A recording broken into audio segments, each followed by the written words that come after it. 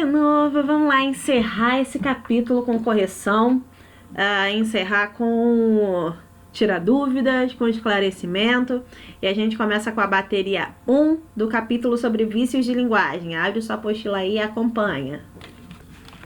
Vamos lá. Qual vício de linguagem se observa na frase "eu não vi ele faz muito tempo"? Então, ó, presta atenção. Onde a gente pode encontrar o vício? O vício a gente encontra no "vi ele".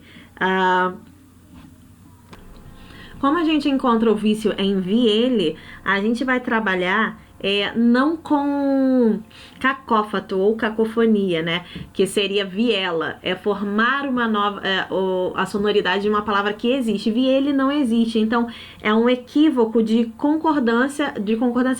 de colocação pronominal.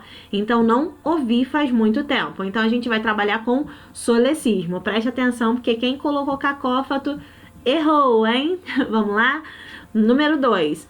Identifique a alternativa em que ocorre um pleonasmo vicioso, aquele reforço exagerado da ideia, né? Então, o pleonasmo vicioso se encontra na letra C, que é para abrir a embalagem, levante a alavanca para cima. Se já é levantar, óbvio que é para cima, né? Então, aqui, ó, letra C.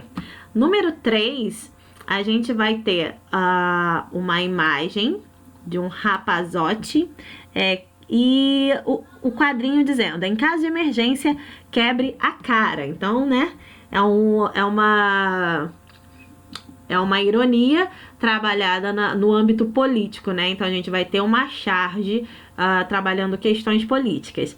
Aí a gente tem aqui: o efeito de humor se obtém no cartoon. Nesse caso vai ser o cartoon, né? Não a charge, porque não teve a fala dele. Decorre principalmente de que a número 3 a gente vai ter o quê? A ambiguidade presente na expressão quebre a cara, que é o quê? Quebrar a própria cara. Ele vai pegar esse martelinho e colocar na cara dele, no rosto, né?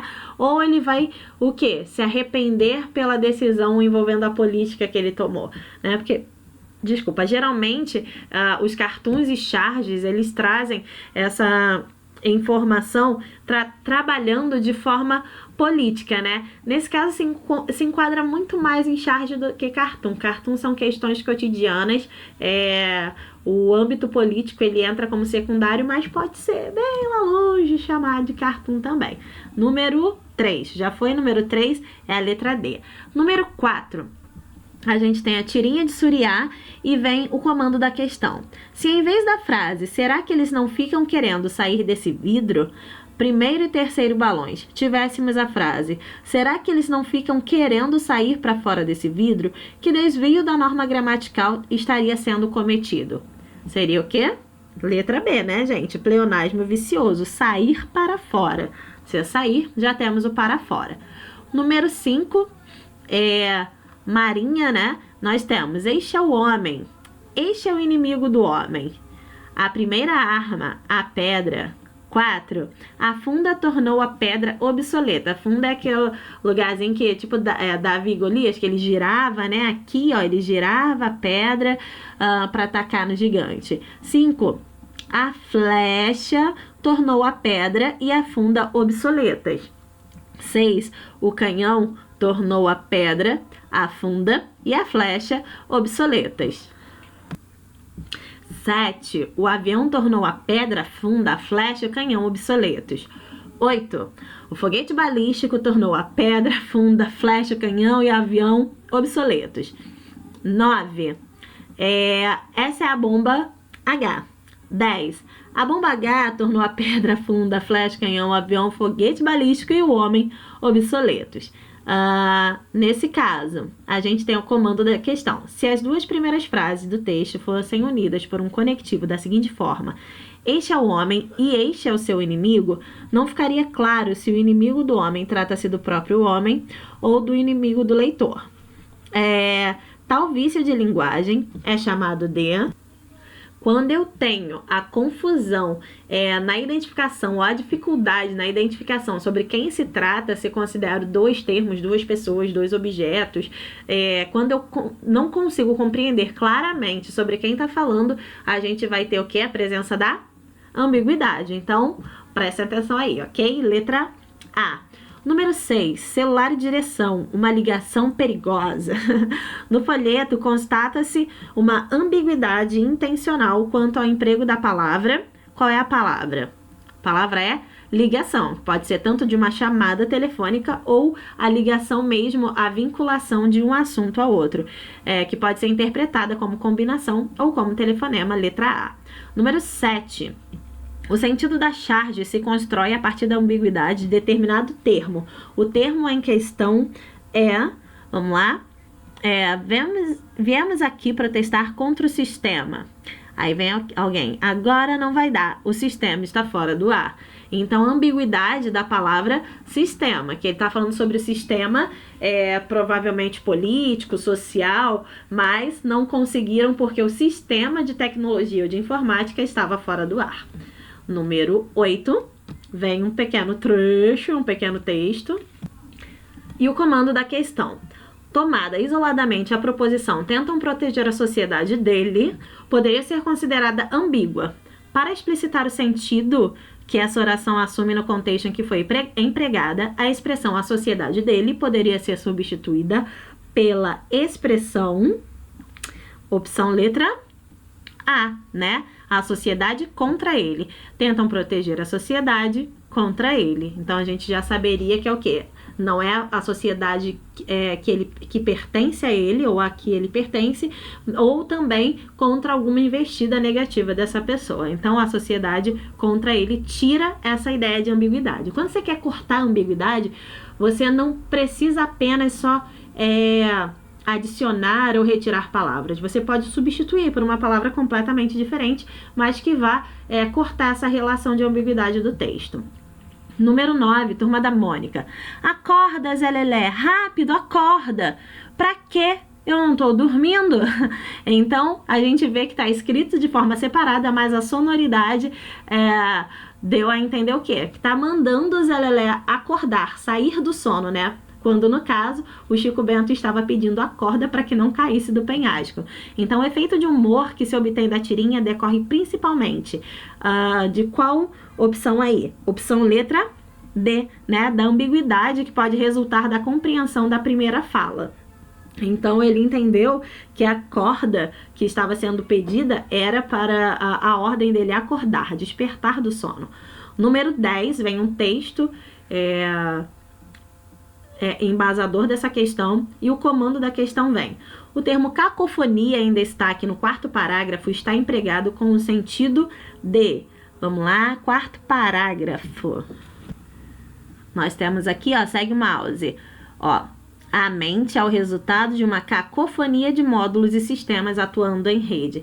Então, o termo cacofonia em destaque está empregado com o sentido de, opção letra B, né? Cacofonia, confusão de módulos e sistemas atuando em rede. Então, nem sempre é o que pode significar dentro daquele período, daquela oração. 11. Relacione as frases abaixo aos seus respectivos vícios de linguagem. Coluna 1, frases, 2, vícios de linguagem e a alternativa que você vai demarcar. Vamos lá. Fazem 2 anos que ela aprendeu a dirigir. Aquela forma equivocada, né, que a gente vai ter de concordância ou de regência, solecismo. Então, aqui nós temos a número 1. Todos foram unânimes quanto ao candidato. A gente vai ter o quê? Se são todos, é unanimidade. Quando eu falo unanimidade, é que todos estão incluídos naquela ideia. Então, é o quê? Pleonasmo, reforço de uma ideia que já foi mencionada. Nós temos a número 3. E não me preocupei, já que tinha pago a prestação.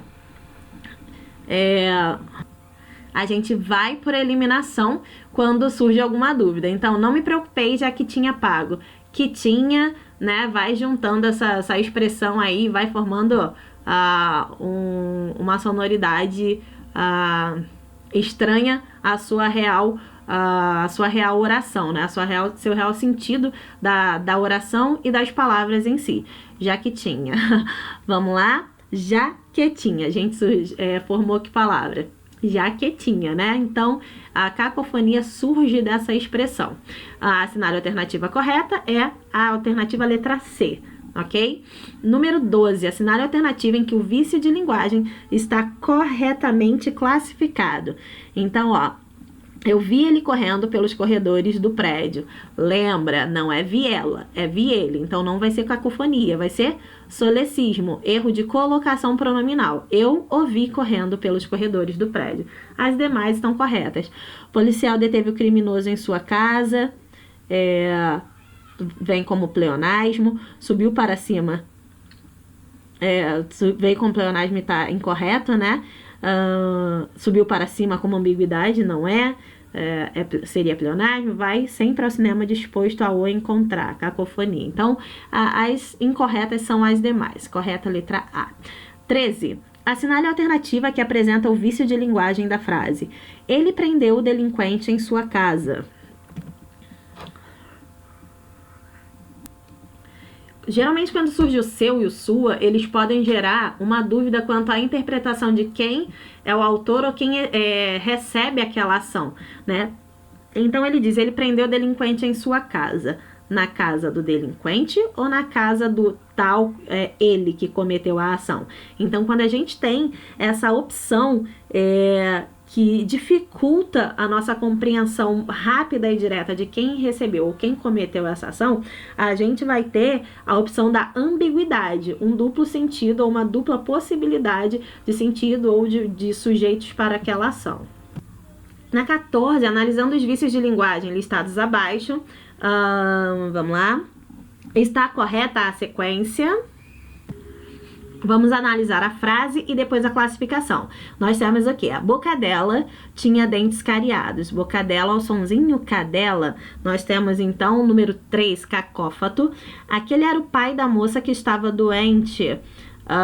Quem estava doente, o pai ou a moça? Então a gente vai ter a classificação de ambiguidade, número 1.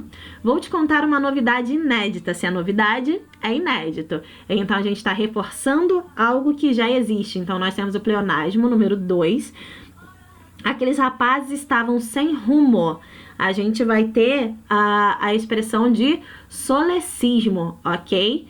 Aqueles rapazes estava. Cadê a concordância correta? A gente não tem, né? E a última, teve vontade de ir à cidade só por maldade. A última, número 4, eco, cidade, maldade, vontade, a mesma sonoridade sendo repetida. Sonoridade, viu?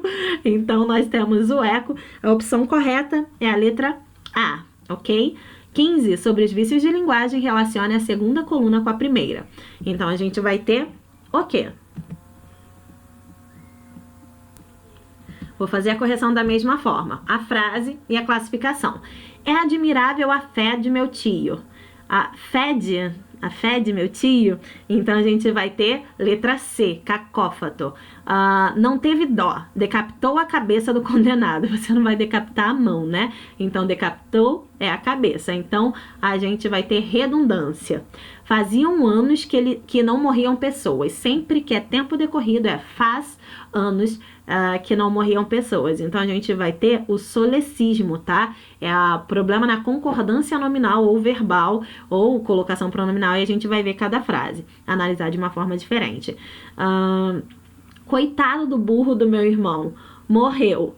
Quem é o burro? O irmão ou é o animal? A gente vai ter o quê? A ambiguidade. Letra E. E para fechar, intervir na briga porque sou intimerato. A gente vai ter o quê? Barbarismo, né? Lembra? Então, a que sobrou é a letra A, barbarismo. Então, lembra a classificação de barbarismo? Não lembra? Então, ó, dá um pause aí, dá uma olhadinha.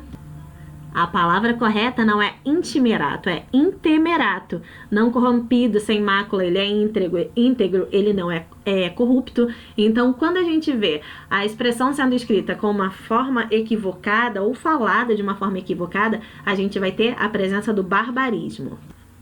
Viram? Não é intimerato, é intemerato. Então, a sequência correta que a gente vai ter é a letra C, CDB-EA.